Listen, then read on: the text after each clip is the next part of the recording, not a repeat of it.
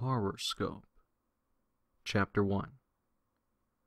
"I wish I would just fucking die," said Wendy Hennigan as she sat across the table from Helen Wilson, who for $25 would give you a half-hour reading from her home in Naugatuck, Connecticut. The 62-year-old psychic was known around town as the cute lady who liked to read those tarot cards. Few took her seriously, as her handwritten sign, in red ink, displayed in front of her small cottage. Psychic readings, $25. The kids in the area would often joke among each other with smart-ass remarks such as, "This house is clear," referring to Zelda Rubinstein, the actress who portrayed the medium in the movie Poltergeist. Helen looked nothing like her, but her height and frame were similar, enough for the kids to justify the humorous remark about the psychic lady who told your future, who lived in the old cottage down the road. But it was a living, and Helen had her clients. With the exception of her gardener, a man named Elliot Lott, that she would give free readings to, her clients were women, mostly housewives, wondering whether or not their husbands were cheating on them. That particular subject was never easy for Helen to get into, and oftentimes she'd avoid the answers her clients sought if she thought it might cause that cheating husband doom. Helen liked to keep it light, regardless of the fact that sometimes her feelings got a little dark. Sometimes too dark for a client paying $25 for a fun reading to handle. "Every time I think about him, I feel like there may have been something I could have done," Wendy cried. Helen had seen this movie before. On many occasions there were numerous individuals who would pay to tell her their woes, and all believed she had every answer. Unfortunately for them, she just didn't.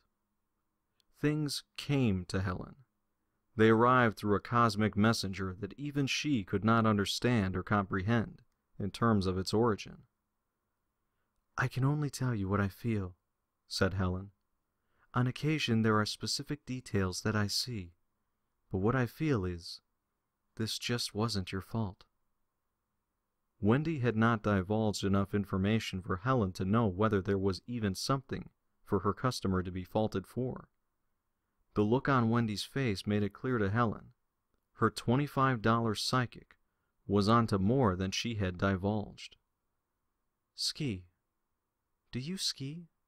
asked Helen. Again, the look on Wendy's face fell to a deeper shade of pale. "Yes. We were both on a skiing trip that he didn't want to go on. I feel as if I made him go, and the day was beautiful when it began. Then, while we were halfway down the slope, everything just went white. I couldn't see anything, and Roger just disappeared in front of my eyes. I managed to stop myself, though I don't know how. When I stood up and opened my eyes, the clouded air before me was suddenly clear again. That's when I saw Roger, and I knew the moment I saw him that he wasn't here anymore." Helen looked at Wendy as she told her story, and suddenly felt an urge to turn her head to the left. "What?" Helen asked. She wasn't looking at Wendy. Wendy seemed puzzled. There was no one there. Wendy looked in the direction it appeared Helen was looking towards, watching as Helen appeared to begin a conversation with absolutely no one. "I will," she said.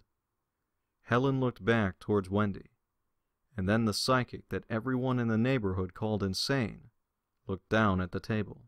"You need to start going out more," Helen said. "You need to be able to have a life again. This wasn't your fault, but know this. You'll meet him again." Wendy looked puzzled. She believed in psychics on a very minor level. This was just one of those things she'd do for fun, which became something not so fun after losing Roger. Suddenly, the late-night tarot card readings held a stronger meaning, and she looked at Helen for something more. "How do you know this?" Wendy replied. Helen looked straight into Wendy's eyes with a knowledge, a clear confirmation that held no doubt. There was a pause as Helen closed her eyes, her head again dropping towards the floor. Slowly, she lifted her head back up to Wendy. "Because he just told me so," replied Helen. Helen Marie Wilson was born in Ipswich, Massachusetts in 1950. She loved to dance, and was the girl every boy longed for as she would walk down the small-town roads in search of herself. In the 1980s, her long-term boyfriend, Edward Howes, and she lived together in California. They had met at a local hotspot in Bradford, Massachusetts called the Yacht Club, and it became a relationship that would last for over a decade. It was in between her days of Ipswich and Bradford, Massachusetts, that seem a bit foggy. The loss of her father by suicide as a child was overwhelming, and something she had never quite been able to move on from. He was unable to deal with the killings he'd had to carry out while in World War II, a time when there were no programs or hospitals to really deal with the after effects of such a catastrophe. Her father decided that since he couldn't be who he was before the war, then who he had become after it was not something he would further put his family through. Helen had blanked out those unspeakable acts, and she tried to get over the tragedy.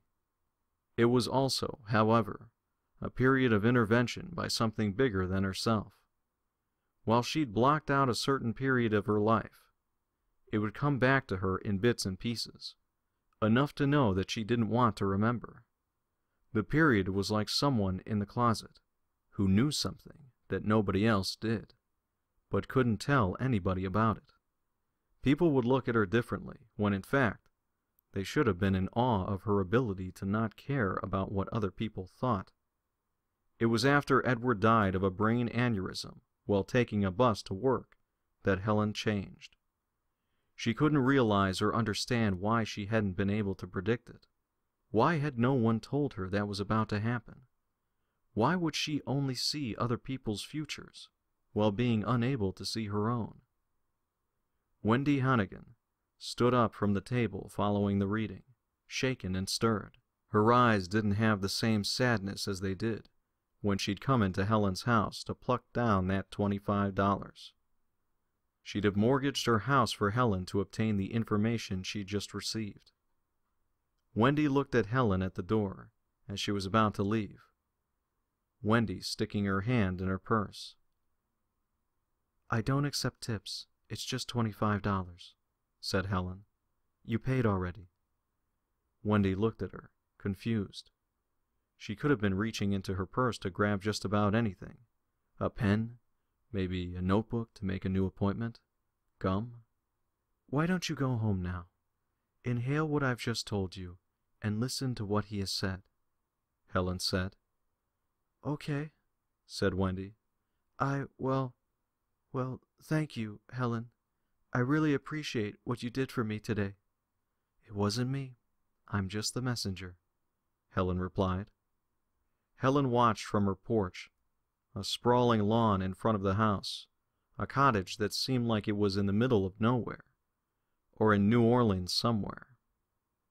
Her house was very different than the rest, small, cozy, surrounded past her lawn by residential homes, like a corporation whose building had a house next door to it. Her house just seemed not like the others, but not out of place either. Wendy got to her car, a 1979 Pontiac Sunbird, and looked up at Helen. She waved, then got into her car and drove off. Helen turned to her door to walk back in when she got a feeling and stopped. She slowly turned around and panned across her front yard. Someone was there. It wasn't a neighbor, and it wasn't a kid playing around. It was something else. She wasn't entirely certain as to whether or not it was a feeling or a fact, but she felt someone was watching her. However, in the world that she lived in, she always felt like someone was, which made it hard to distinguish whether or not her current feeling of being watched was real, or merely a feeling that awaited her next client, who would soon be plunking down another $25 for a reading with her.